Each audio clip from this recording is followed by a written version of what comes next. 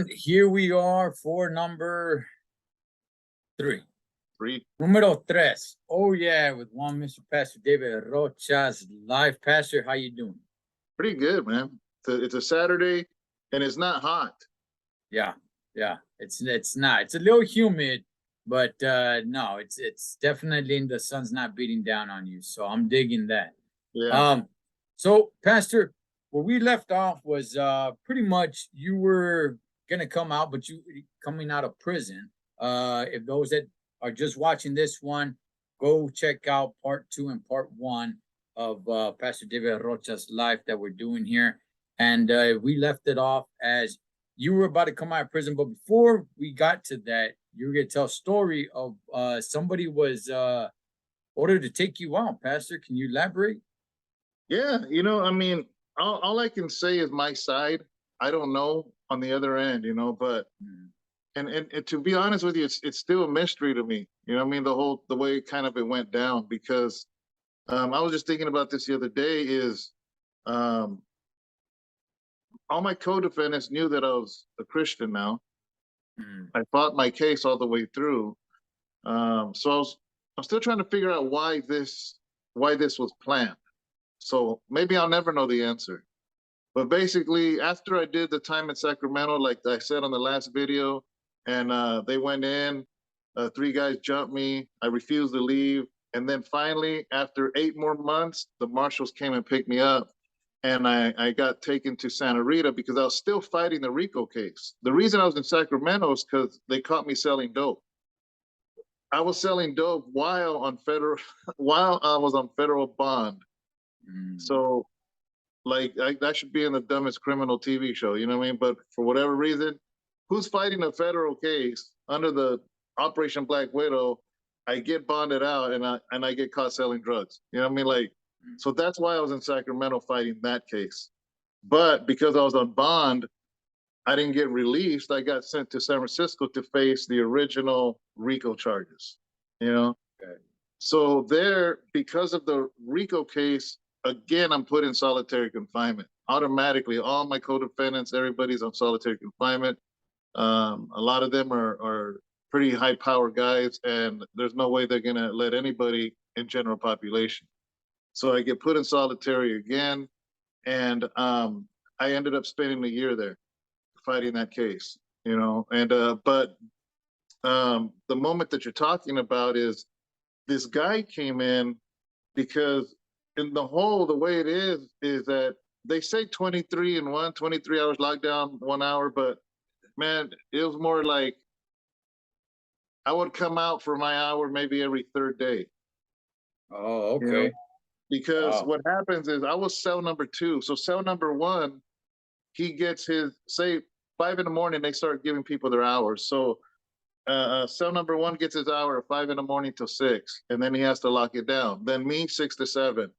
And then the next person said all the way and so on. But it continues to get interrupted by breakfast, lunch, dinner, mail call, nurse call, you name it. Any interruption, it stops. It stops everything. So by the time it cycles all the way to me again, 3 days have passed. Anyways, so the guy the cell next to me was empty for a couple of days, and they bring this dude in, all veterano. You know what I mean? The way the little homies look, yeah.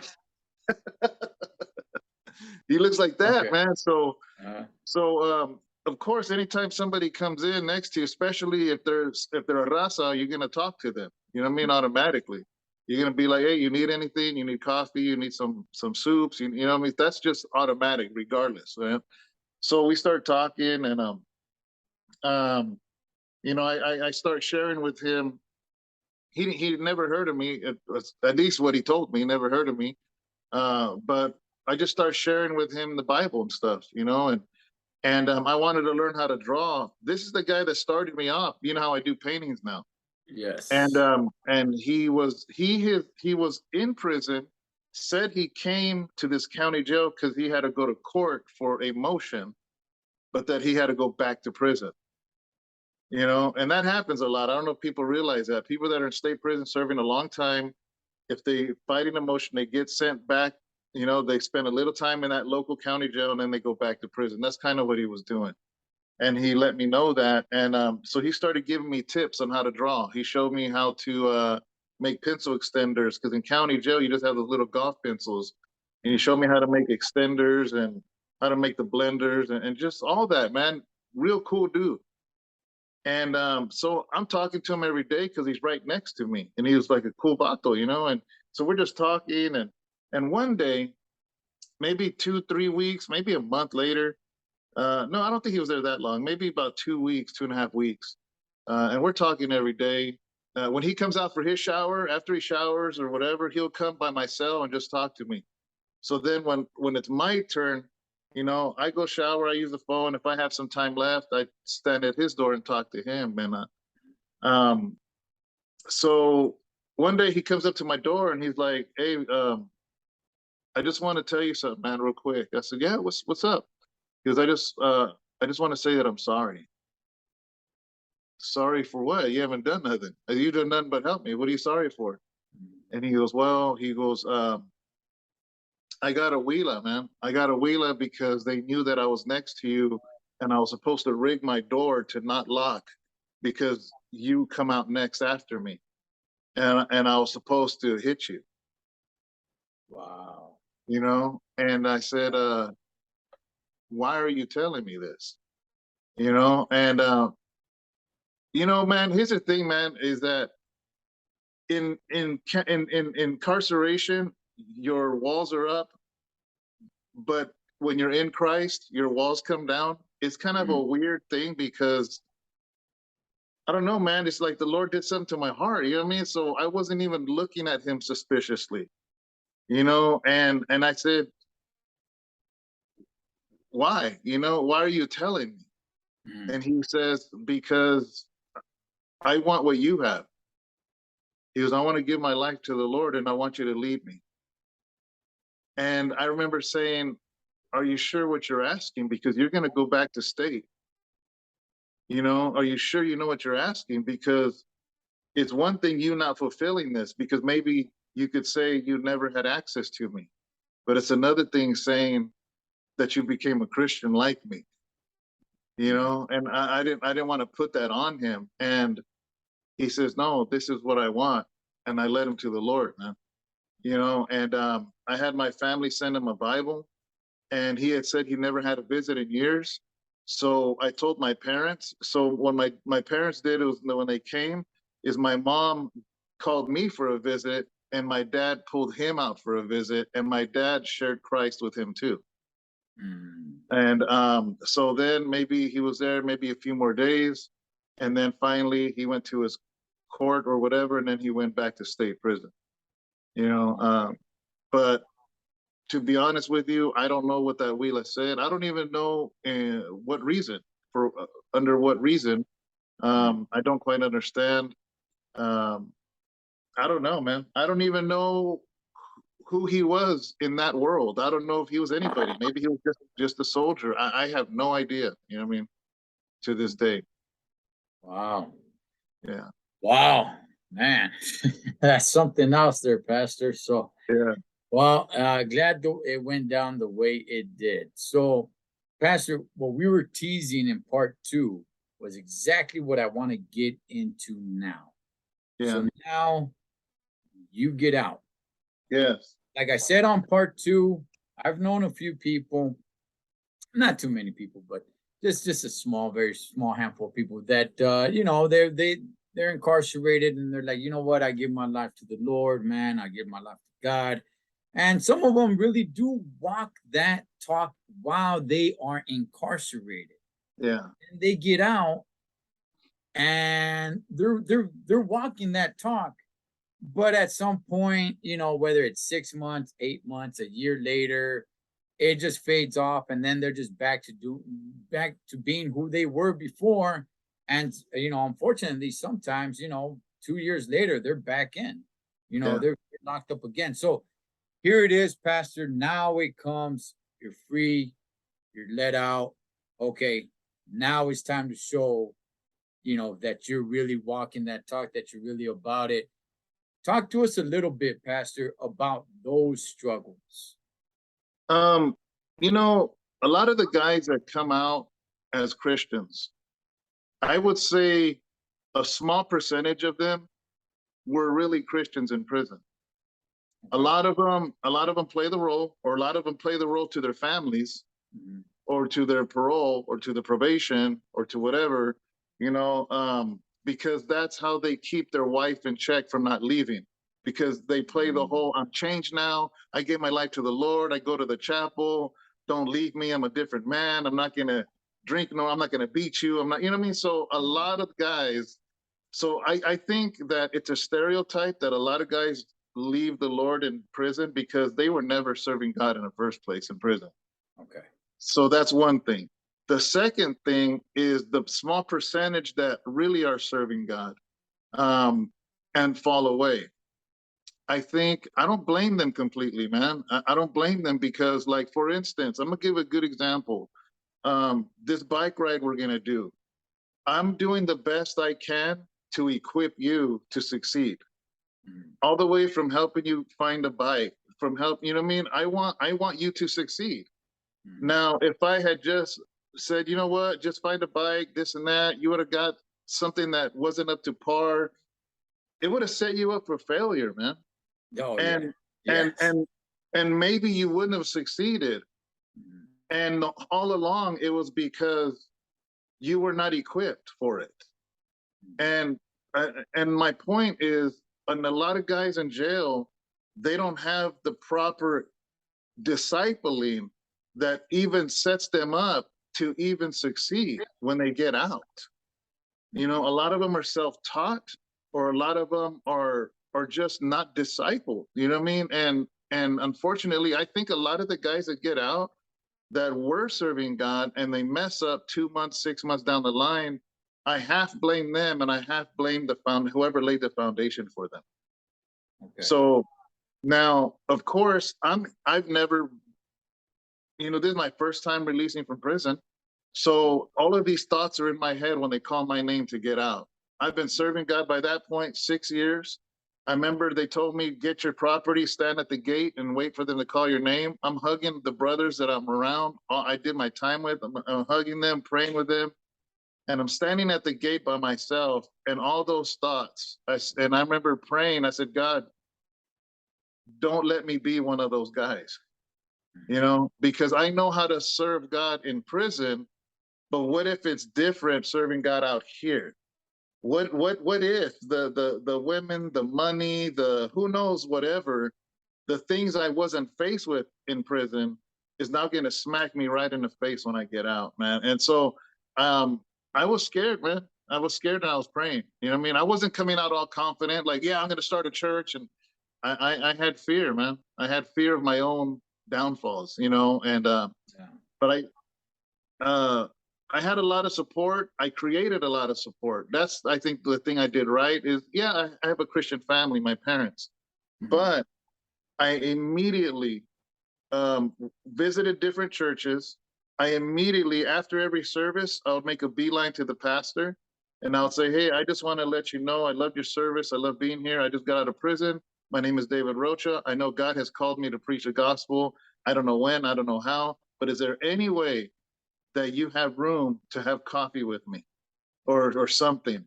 I always did that because I needed that accountability. I needed that attachment.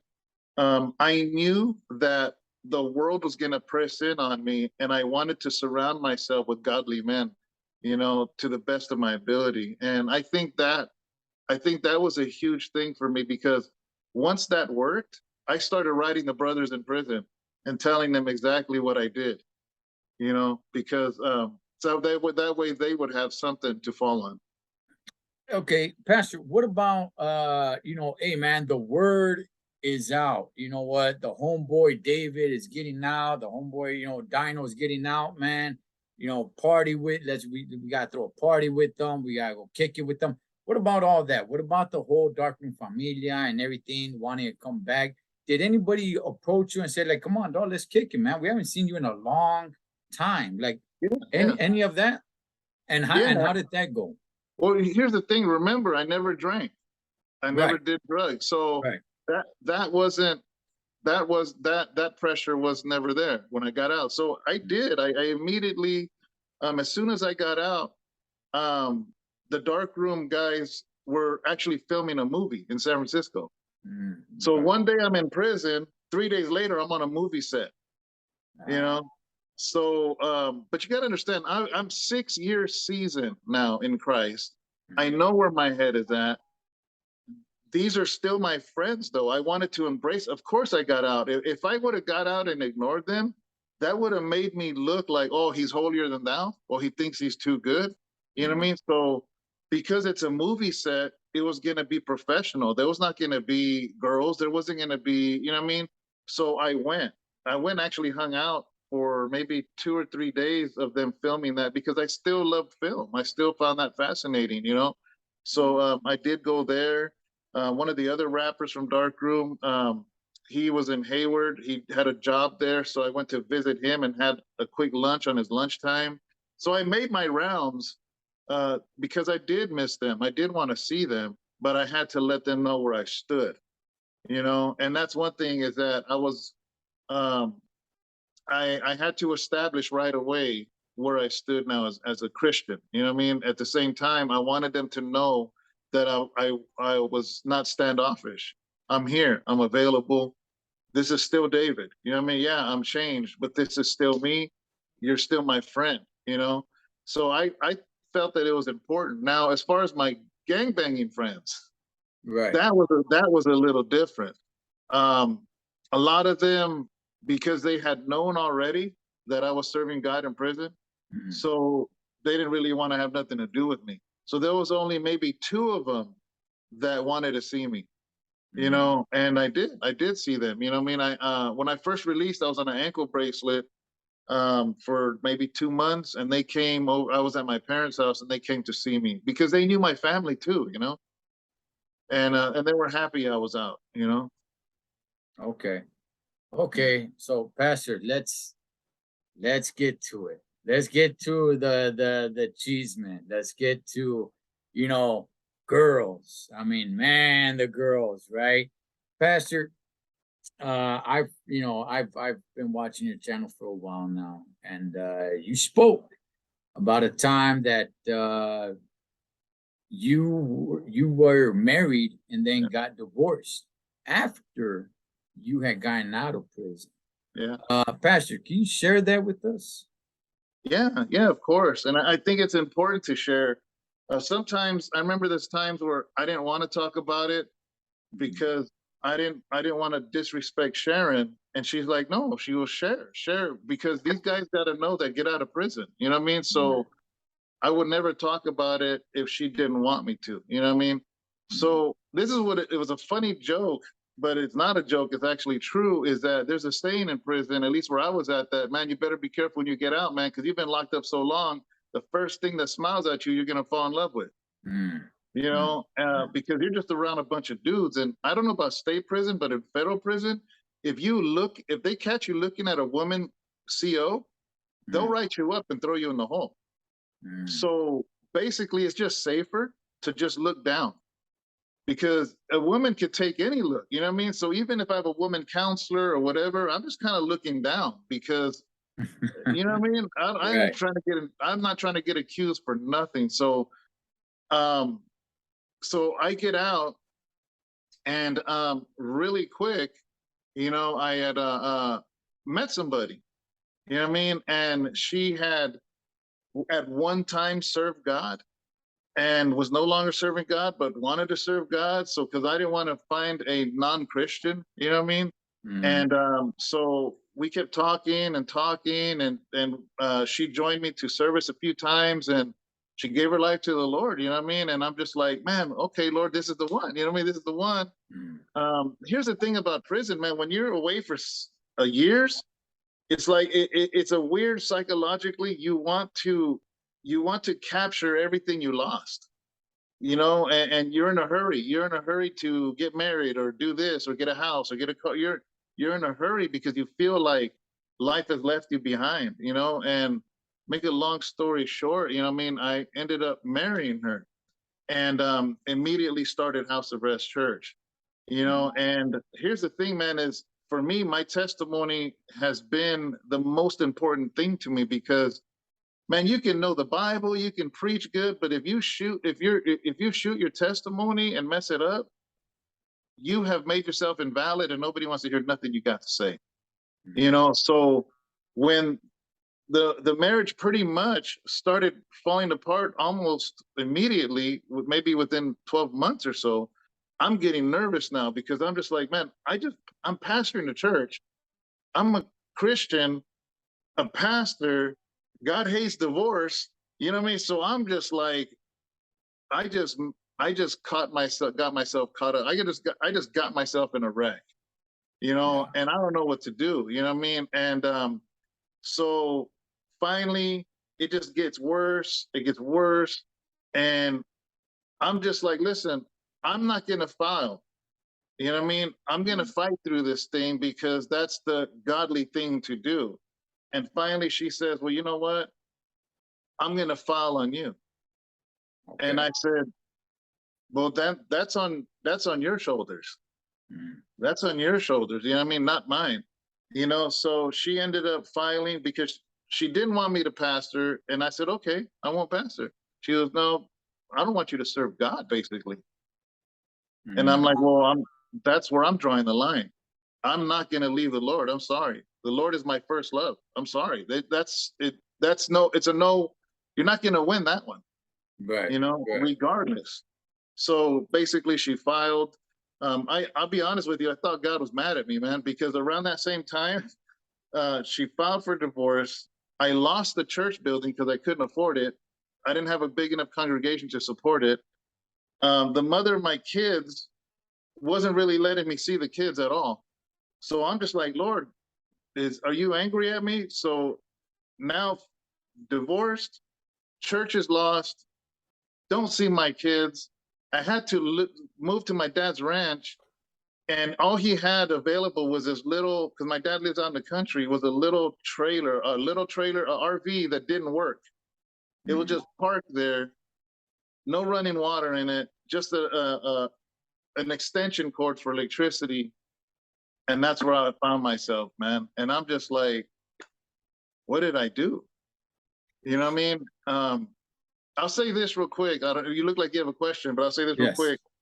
I thought the church, the little church I had, maybe 20, 30 people was going to leave, man, because a pastor divorced, That's you yeah. know, Yeah. Yeah. and I'm just like, but here's the thing, man, this is what's crazy is the congregation saw, I believe they saw my heart, bro. Okay. They saw my heart that I continued forward. They saw that I tried everything I could. They saw that I was completely open to my imperfections. It wasn't because of adultery. It wasn't because of things like that. It was because I refused to leave the Lord.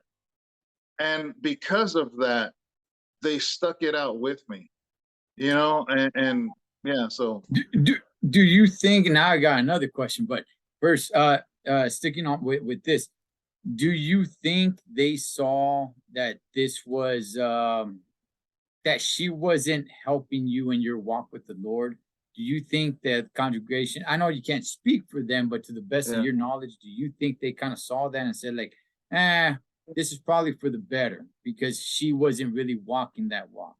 I like to I like to think some of them saw that because they stuck Okay. around. But to be Uh-huh. honest with you, um, a lot of them that did stick around ended up when Sharon came into the picture 2 years later. Mhm. They gave her a lot of flack, man. My wife went Mhm. through a lot, you know, because they were close to the first one. You know what I Mhm. mean? And it created a lot of issues and problems for Sharon that that it's been a struggle. It was a struggle for a long time, man. You know, and Wait. but I so once that happened, I'm now divorced, living out in that thing, you know, and little by little, I'm just like, God, I let you down. I Mhm. let you down. So you know what I mean. As a pastor, I understand. I've disqualified myself from ever having a life partner. You know what I mean? And okay, I'm still gonna serve you. I'm living in the trailer. I'm still gonna serve you. I lost the building. I'm still gonna serve you, God. And it was crazy because then out of nowhere, my relationship with my kids got restored. One of my sons came to live with me. A building opportunity opened up. So little by little, you know what I mean? And then, like I said, it was 2 years or close to 2 years that through a mutual friend, through Facebook, Sharon had responded to something I posted. I was writing about a prison Cadillac, you know, with the Mhm. chocolate in it, and had a bakery making cheesecakes, always looking for new ideas, and it Yeah. starts a conversation. I joke with her about it. I'm like, yeah, you're trying to pick up on me. but um but in learning and getting and talking to her, because I thought I was just going to be single for the rest of my life, man, to be honest with you. Mhm. You know what I mean? And I don't know, you know, I just like, okay, I messed that up, and this is the repercussions and the consequences of rushing, you know, and I'm just gonna just be me, you know, and raise my son, you know. Um, Okay. yeah, Man, see now, man, I got like a lot of questions on here. Okay. Well, first, let's go to the original question that I was gonna ask. You first get out. How is it your relationship with? Did you have one kid? Did you have two kids when you first went in? I had five. You had five kids when you went in, when you got incarcerated. Yeah, two Okay. mothers. Okay. When you get out, how was your relationship with your kids? How was that patching it up? Hey, dad's out now. Talk to us a little bit about that. Yeah, my kids. I would write my kids almost daily, Okay. my whole time. Mhm. You know, I felt that that was important. The baby of the family at that time, she was too young to read, so I would draw her cartoons and constantly mail them to her because I wanted her to see, you know, to know that somebody was sending her. You know, I thank God that first of all, their mom did bring them to visit me a lot. The first, my first well, most of my time, I think 5 years. It wasn't until my last year that she decided to move on, but then my parents pick up the slack. So my kids saw me the whole sentence repeatedly, many times, many phone calls, many letters. So when I got out, um, it wasn't as hard, you know what I mean? Because they knew who I was. You know, they had a lot of contact with me and letters from me and phone calls from me. That was really important to me. A lot of guys in prison, they they purposely forget everybody out here because it makes your time harder, you know. So they will purposely forget their families, um, for the sake of less pain for them. Mhm. But I chose to go through the pain and get letters from my kids and cry all the time, you know what I mean? And because I just felt it would be selfish of me to say, you know what, my family's out there, I'm doing time, I'll deal with that when I get out. No, Mhm. I always wanted to be have a good relationship with my kids. That was important to me.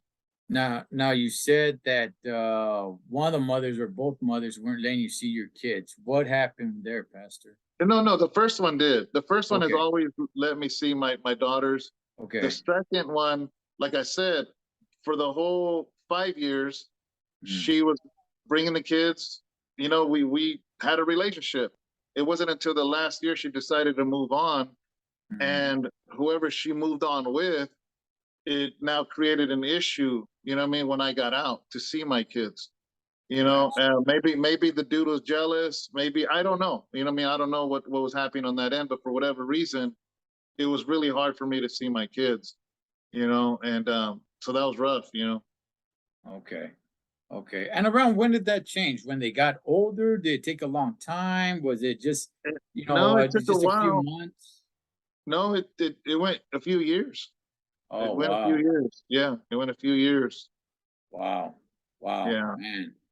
That's rough. And how's your relationship with your kids today, Pastor? Oh, great. You know, I mean, not perfect. I mean, I didn't get to raise them. You know what I mean? Mhm. And that's always gonna weigh on me, man. Always. Like I see my brothers, they've raised their kids from the day they came home till they're 18.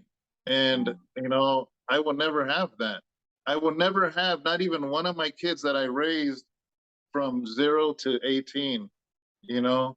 But I mean, I text my kids all the time. I try to see them as much as possible. They're all roughly driving distance from me, Mhm. you know.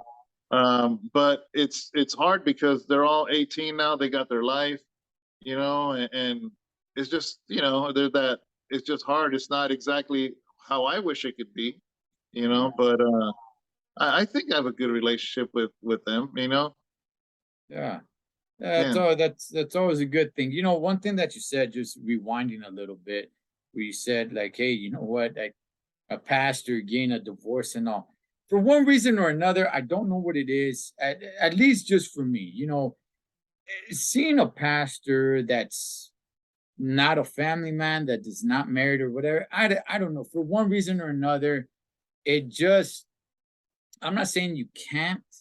yeah, It comes off differently, at least for me. You know, whether yeah, I'm wrong on that or not, that's hey, I'm just telling everybody how it is for me. You know, when I see a pastor and the pastor's not a family man, he's not married, you know, he doesn't have the godly family values in his family, yeah, it's a little bit odd for me. I'm yeah, not saying it's yeah. wrong.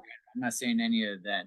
I see But what you mean. And unless they're older and widowed, you know what I okay, mean? yes, yes. That's different. You know, you if you have a 70-year-old pastor that was married for 40 years and raised his kids and she passed, that's different. Yes. You know what I mean? Yeah. Yes. Yes. Yes. Definitely. So, Pastor, how was it to start the church? What were the struggles to start the church? Oh man. Well, I didn't know what I was doing. You Okay. know, I didn't know what I was doing. I didn't have formal training. I didn't have a pastor that I was under. I wasn't an assistant pastor or youth pastor where I got to see the struggles a pastor went through. I've told people that I was basically a spiritual orphan, you Mhm. know, because I raised myself in prison with the Bible, you know what I mean, with God. So I probably made a lot of mistakes that I probably wouldn't have made had I been under someone. Um, some Sometimes I've said maybe I wasn't even ready to start a church in 2011. You know, the struggles I went through in the last 12 years, um, maybe some of the struggles are unnecessary. You know what I mean? But I didn't have nobody to teach me. You know, so like for instance, we have Phoenix going, we have Texas going, and we just kicked off Lake Tahoe, and especially Lake Tahoe because it's driving distance for me. I want to be there as much as I can to help them so they don't have to struggle the way I did. You know, there's so much I've learned in these 12 years. It was a struggle, you know, back then. I've lost buildings. I started in a basement and then I went to a building and lost it. And then I went to another. I've lost buildings twice, you Mhm. know, and you know, there's times where I'm just like, yeah, house arrest is done. You know, it's done. And then all of a sudden, God will come in out of nowhere, man, and just some way make it work, you know. And so 12 years later, we're still here, man. And um, I think another thing too in the beginning was I think at first I had a lot of people that were coming to the Sir Dino Church. Oh, Yeah, I remember you saying that. Yeah, yeah, go for it. Can you tell us about that a little? yeah. I think a lot of people had different expectations. I think they thought I was going to be a Christian rapper slash pastor. So I had a lot of rappers Mhm. that came probably thinking, oh, this dude's going to start a label. This dude's going to do this and do that. So I had a different crowd in the beginning than the families I have now. You Mhm. know, now more serious people. Yeah, I have some, you know, I have a handful of ex-cons. I have a handful of people all tatted up, but I also have families. I have Filipino families, black families, white families, Latino families, you know, and it's just a good mixture. I have abuelitas and I have 13-year-olds, you know, and so it's different now, you know, and a lot of people don't even know me as Sardino. They don't even know me. They just know me as Pastor David. So it's way different than it was in the beginning. I think I was almost a novelty to come. Oh, you got to go to Sir Dino's church, you Right. know.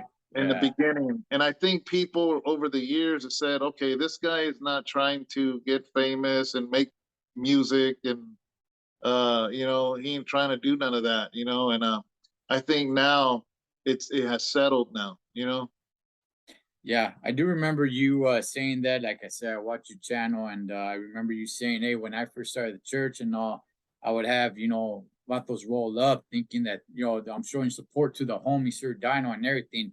And then as time went on, they kind of realized like, "Oh, okay, he's not Sir Dino, he's Pastor Rocha." Yeah, And yeah, yeah, and they found their way that if they're not gonna be in it, they're not gonna be in it.